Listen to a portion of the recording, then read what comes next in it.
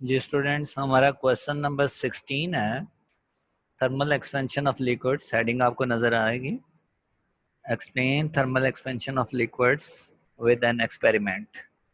Explain thermal expansion of liquids with an experiment. ये हमारा question number 16 है। सबसे पहले मेन हेडिंग जैसे आपको नजर आ रही है, थर्मल एक्सपेंशन ऑफ लिक्विड्स की डेफिनेशन आप लोग खुद से लिखें, मैं लिखवा रहा हूँ। पेन पेंसिल हाथ में रखें। डेफिनेशन है हमारे पास थर्मल एक्सपेंशन ऑफ लिक्विड्स की। Liquids expand on heating which is known as thermal expansion of liquids. Repeat कर रहा हूँ definition. Liquids expand on heating which is known as thermal expansion of liquids. Liquid जितने भी होते हैं वो गर्म करने पे फैल जाते हैं, इसको हम थर्मल एक्सपेंशन ऑफ लिक्विड्स कहते हैं। उसके बाद जो मैंने बोल्ड किया हुआ है ये एक्सप्लेनेशन है द मॉलिक्यूल से लेके देयर वॉल्यूम तक। किसी भी लिक्विड को एक्सप्लेनेशन में हमने बताना है, किसी भी लिक्विड को जब हीटअप किया जाता है तो उसके अंदर जो एटम और मॉलिक्यूल्स होते हैं उनकी वाइब्रेटिव मोशन जो है वो इंक्रीज हो जाती है। और वाइब्रेटिव मोशन इंक्रीज होने से नेबरिंग मॉलिक्यूल्स जो होते हैं वो स्पेस अपार्ट हो जाते हैं, थोड़े से दूर हो जाते हैं, जिसकी वजह से ओवरऑल लिक्विड का वॉल्यूम जो है वो इंक्रीज कर जाता है। इसके अलावा लिक्विड जो है उनकी स्पेसिफिक शेप नहीं होती है, बल्कि जिस बर्तन में उसको डाल दें उसकी शेप अख्तियार कर लेते हैं।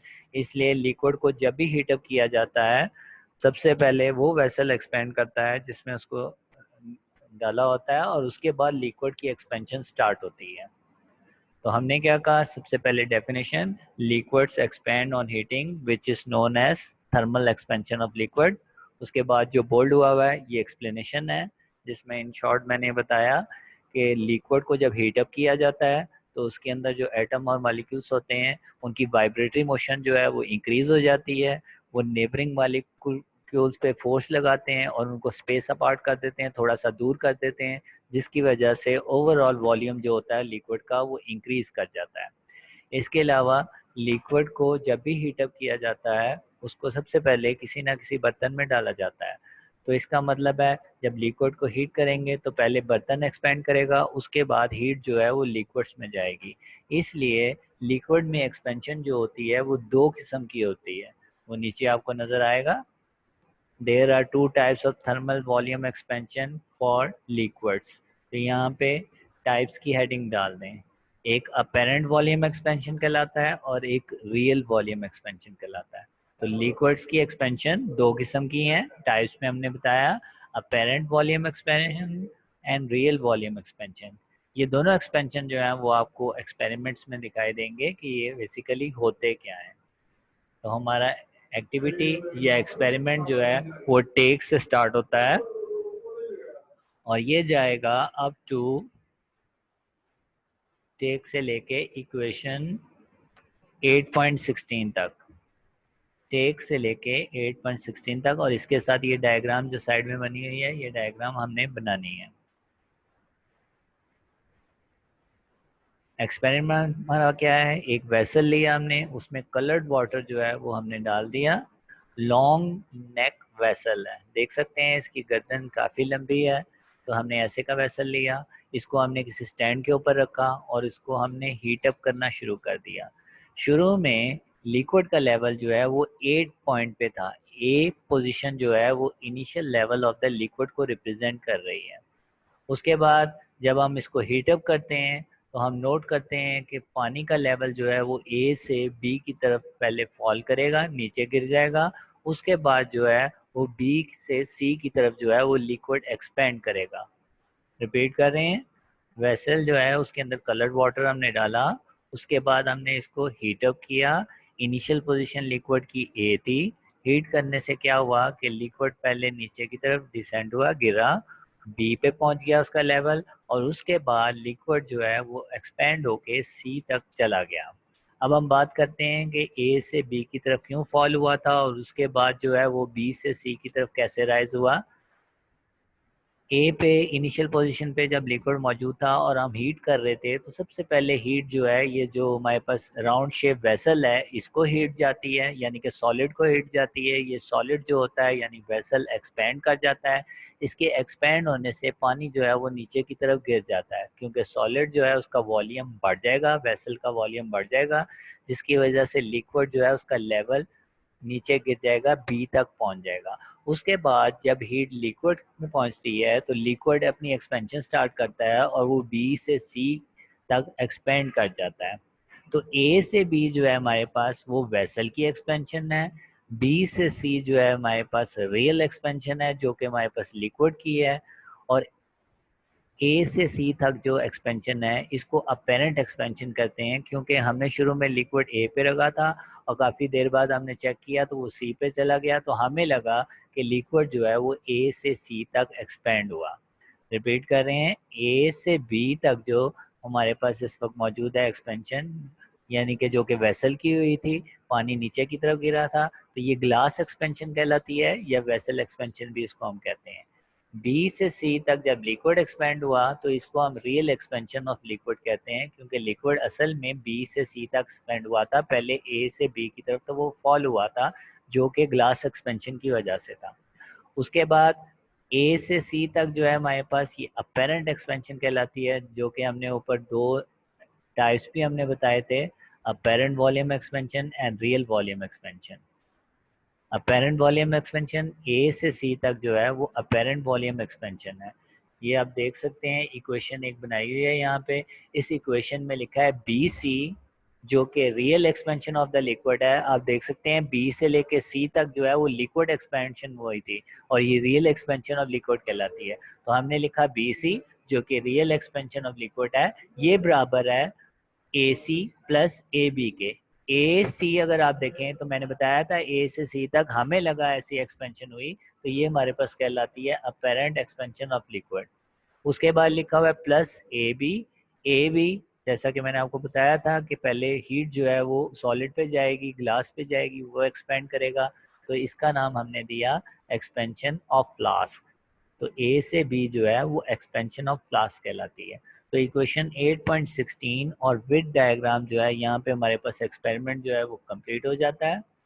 उसके बाद आपने हेडिंग डालनी है, खुद से साइड पे लिखें coefficient of real volume thermal expansion. Side पे आप खुद से लिखें, ये डायग्राम के नीचे आपको नजर आएगी जगह, या रफ पेज पे लिख लें। हेडिंग है हमारे पास coefficient of real volume thermal expansion. इसकी डेफिनेशन मैं आपको लिखवाता हूँ, फिर आपको बताता हूँ ये डेफिनेशन कैसे आई है। और coefficient of real volume thermal expansion जो हमने हेडिंग डाली है, इसके साथ ब्रैकेट में बीटा आर लिख लें। ये आपको यहाँ पे बीटा आर लिखा हुआ नजर आएगा, ये लिखा हुआ है बीटा और छोटा सा आर साथ लिखा हुआ है बीटा आर, ये ब्रैकेट में लिख लें। तो हेडिंग है हमारे पास coefficient of real volume thermal expansion और ब्रैकेट में हमने लिखा बीटा आर। अब इसकी डेफिनेशन लिखें, मैं लिखवा रहा हूं। The real fractional increase in volume, the real fractional increase in volume पर केल्विन चेंज इन टेम्परेचर, पर kelvin change in temperature. Repeat कर रहा हूं मैं डेफिनेशन। हमने एक्सपेरिमेंट के बाद हेडिंग डाली है coefficient of real volume thermal expansion और ब्रैकेट में हमने लिखा बीटा आर। ये जो यहाँ पे बोल्ड हुआ आपका नजर आ रहा है बीटा आर, ये हमने ब्रैकेट में लिखा और साथ में हमने डेफिनेशन की। डेफिनेशन रिपीट कर रहा हूँ। The real fractional increase in volume, the real fractional increase in volume पर केल्विन चेंज इन टेम्परेचर, पर केल्विन चेंज इन टेम्परेचर। अब ये डेफिनेशन कहाँ से आई है? ये पिछला टॉपिक हमने एक पढ़ा था जो कि वॉल्यूम थर्मल एक्सपेंशन का था। लीनियर थर्मल एक्सपेंशन और वॉल्यूम थर्मल एक्सपेंशन, ये हमने दो टॉपिक पढ़े थे। और वॉल्यूम थर्मल एक्सपेंशन में हमने एक हेडिंग डाली थी यहाँ पे 10 पे, जो कि हमारे पास था coefficient of volume thermal expansion. इस वक्त जो हमने हेडिंग डाली है coefficient of real volume thermal expansion, सिर्फ रियल का लफ्ज आया, बाकी हेडिंग यही है coefficient of volume thermal expansion. और इसकी डेफिनेशन हमने क्या की थी, thus we can define the temperature of coefficient of volume expansion beta as the fractional change in volume per Kelvin change in temperature। ये ऊपर वाली जो फार्मूला है 8.14, इसमें delta V over V not fractional change in volume कहलाता है, और delta T change in temperature अगर 1 केल्विन का हो तो ये बीटा के बराबर होता है। तो यही हमने यहाँ पे लिखा था, the fractional change in volume पर kelvin change in temperature is called coefficient of volume thermal expansion. तो अब जो हमने हेडिंग डाली है, सिर्फ इसमें इसी डेफिनेशन में हमने द रियल का लफ्ज इस्तेमाल कर दिया है, और हमने लिखा है द फ्रैक्शनल चेंज की जगह the real fractional change in volume पर kelvin change in temperature is called coefficient of real volume thermal expansion। तो coefficient of volume thermal expansion और real coefficient of volume thermal expansion जो अभी हमने किया है, coefficient of real volume thermal expansion एक ही चीज़ है, लेकिन इसमें expansion जो है वो real का जिक्र करना है, क्योंकि हमने पढ़ा था अभी अभी एक्सपेरिमेंट में कि जब हम हीटअप करते हैं तो एक्सपेंशन जो होती है हमारे पास दो किस्म की है, एक ए से सी तक है जो कि हमारे पास अपेरेंट थी, जो हमें लगा कि शुरू में पानी यहाँ पे था बाद में यहाँ पे आ गया, ये अपेरेंट एक्सपेंशन थी, और बी से लेके सी तक जो थी ये हमारे पास रियल एक्सपेंशन ऑफ लिक्विड थी, और इसी के कोएफिशिएंट को हम बीटा आर कहते हैं। जबकि अपेरेंट वाला जो ए से सी तक अपेरेंट वाला है उसको बीटा ए कहते हैं। नीचे आप देखें तो उसने इक्वेशन में बीटा ए और बीटा जी भी लिखा हुआ है और बीटा आर भी लिखा हुआ है। इसमें बीटा आर जो है ये अभी हमने जिक्र किया coefficient of real volume thermal expansion है। बीटा ए जो है वो रियल की जगह अपेरेंट लिख दें तो coefficient of apparent volume thermal expansion है, और बीटा जी जो है हमारे पास coefficient of glass volume thermal expansion है। तो ये तीनों बीटा जो है ये यहाँ रिलेशन में लिखे हुए हैं, लेकिन हमने डेफिनेशन जो है सिर्फ coefficient of real volume thermal expansion की करनी है, जो कि हमने साइड में खुद से लिखी है। उसके बाद हमने रिलेशन की हेडिंग डालनी है, द रियल से लेके अब रिलेशन की हेडिंग डालें, और रिलेशन में ये तीन जो हैं बीटा आर, बीटा ए और बीटा जी, इनके बारे में हमने बताना है। उसने लिखा है the real rate of volume expansion beta R. Beta R जो है हमारे पास ये स्टार्ट में लिखा हुआ है जो इक्वल से पहले है। पहली बात है ये इक्वेशन आई कैसे है, ऊपर 8.16 जो है उसी को ही दोबारा लिख दिया और सबके कोएफिशिएंट लिख दिए हैं। रियल एक्सपेंशन ऑफ लिक्विड था BC, उसकी जगह उसका कोएफिशिएंट लिख दिया बीटा आर। उसके बाद apparent expansion of the liquid था AC, वो अपेरेंट का था तो हमने बीटा ए लिख दिया। इसी तरह एक्सपेंशन ऑफ द फ्लास्क था जिसको ग्लास एक्सपेंशन भी कहते हैं, उसका कोएफिशिएंट लिख दिया बीटा जी। तो उसी में ही सबके कोएफिशिएंट लिख के ये इक्वेशन बनाई गई है, और इसके बारे में वो लिखता है the real rate of volume expansion beta R is always greater than the apparent rate of volume expansion beta A. वो कहता है बीटा आर जो है वो हमेशा बीटा ए से बड़ा होता है। ये तो आपको ऊपर एक्सपेरिमेंट में भी नजर आ गया था कि ए बी सी जो है वो हमेशा बड़ा है ए सी से, और कितना बड़ा है ए बी, जितना ए बी जो है इतना बड़ा है। तो इसने वही बात रिपीट की है कि वो बीटा आर जो है वो बीटा ए से बड़ा है by an amount equal to the rate of volume expansion of the coefficient beta G. कितना बड़ा है बीटा जी, यानी कि बीटा आर बीटा ए से कितना बड़ा है, बीटा जी एक एक्स्ट्रा जो है वो बीटा ए में ऐड करते हैं तो तब हमारे पास बीटा आर आता है। तो यही चीज जो है इक्वेशन को उसने इंग्लिश में लिख दी है, और उसके बाद एंड में लिखता है it should be noted that different liquids have different coefficient of volume expansion. तो मुख्तलिफ लिक्विड का कोएफिशिएंट ऑफ वॉल्यूम एक्सपेंशन जो होता है वो हमारे पास डिफरेंट होता है, मुख्तलिफ होता है। तो यहाँ पे क्वेश्चन कंप्लीट होता है। 191 पेज पे MCQ से हैं। पहला MCQ करते हैं, वाटर फ्रीजेस एट। पानी जो है वो फ्रीज कहाँ पे होता है। सबसे पहले तो आपको पता होना चाहिए सेल्सियस स्केल, फ़ारेनहाइट स्केल और केल्विन स्केल, ये तीन स्केल हैं हमारे पास टेम्परेचर के, और इन तीनों स्केल में आपको पता होना चाहिए पानी जो होता है वो फ्रीज किस डिग्री पे होता है, यानी कि लोअर फिक्स पॉइंट इन सब का पता होना चाहिए, जो कि पानी का हमारे पास है फ्रीजिंग पॉइंट। सेल्सियस में 0 डिग्री सेल्सियस होता है, पीछे हमने पढ़ा था, लिखना चाहे तो आपकी मर्जी है। 0 डिग्री सेल्सियस यहाँ पे नहीं नजर आ रहा, फ़ारेनहाइट में 32 डिग्री फ़ारेनहाइट होता है, तो वो तो हमें बी ऑप्शन नज़र आ गई, 32 डिग्री फ़ारेनहाइट। और केल्विन में 273 केल्विन होता है, लेकिन यहाँ पे हमें -273 नज़र आ रहा है, प्लस में नहीं नज़र आ रहा। तो तीनों जो हैं ये एमसीक्यू में अक्सर आते हैं, ये लोअर फिक्स पॉइंट तीनों के और अपर फिक्स पॉइंट तीनों स्केल्स के आपको याद होने चाहिए। तो फिलहाल water freezes at 32 degree Fahrenheit. उसके बाद हमारा नेक्स्ट है normal human body temperature is, इंसान का बॉडी का टेम्परेचर जो होता है वो कितना होता है नहीं पता, तो 37 डिग्री सेल्सियस होता है, जो कि 98.6 फ़ारेनहाइट के बराबर होता है, लेकिन यहाँ पे फ़ारेनहाइट में इसकी वैल्यू फ़ारेनहाइट में वैल्यू नहीं दी हुई। फिलहाल 37 डिग्री सेल्सियस जो है ये नॉर्मल टेम्परेचर है ह्यूमन बॉडी का। उसके बाद वो कहता है mercury is used as thermometric material because it has, read करते हैं चारों, uniform thermal expansion, low freezing point, small heat capacity, all the above properties. अब चूंकि मरकरी जो है एक थर्मामेट्रिक लिक्विड है, एक अच्छा थर्मामेट्रिक लिक्विड है, तो इसका मतलब है जो हमने पीछे प्रॉपर्टीज पढ़ी थी 7 थर्मामेट्रिक लिक्विड की, उन सारों को सेटिस्फाई ये करता है, और ये तीनों जो हैं ये उसमें आती हैं साथ में, तो इसलिए हम टिक करेंगे all the above properties. All the above properties, mercury में ये सारी प्रॉपर्टीज मौजूद होती हैं, तभी वो एक अच्छा थर्मामेट्रिक लिक्विड है हमारे पास। उसके बाद हमारे पास स्टूडेंट्स ये है विच of the following material has large specific heat.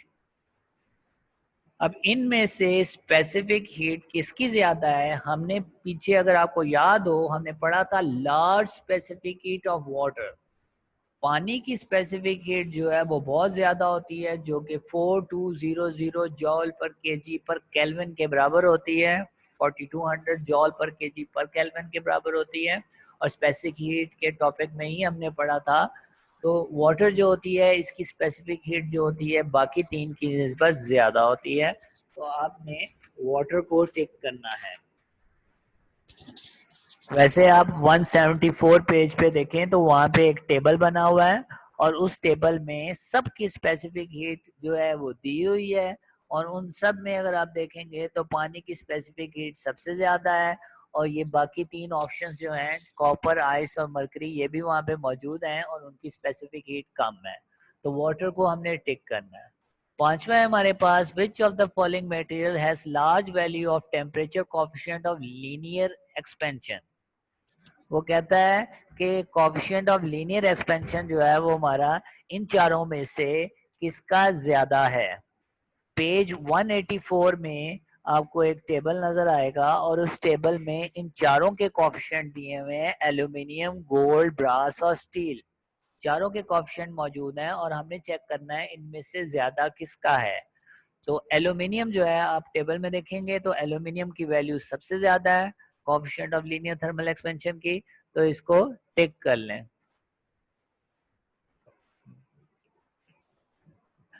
उसके बाद है हमारे पास what will be the value of P for a solid for which A has a value of 2 into 10 की पावर -5।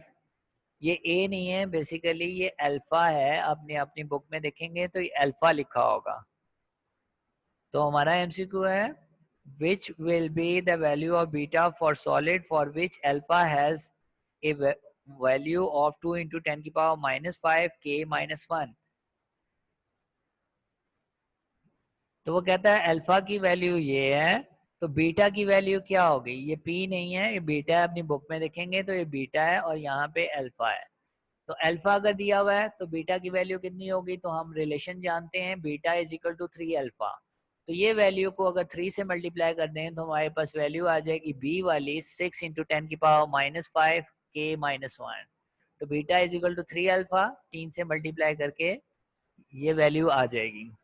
उसके बाद हमारा एमसीक्यू नंबर 7 है a large water reservoir keeps the temperature of nearby land moderate due to. पानी की specific heat चूंकि ज्यादा है इसलिए जो है नियर बाय का टेम्परेचर जो है वो मॉडरेट रहता है, एक जैसा रहता है।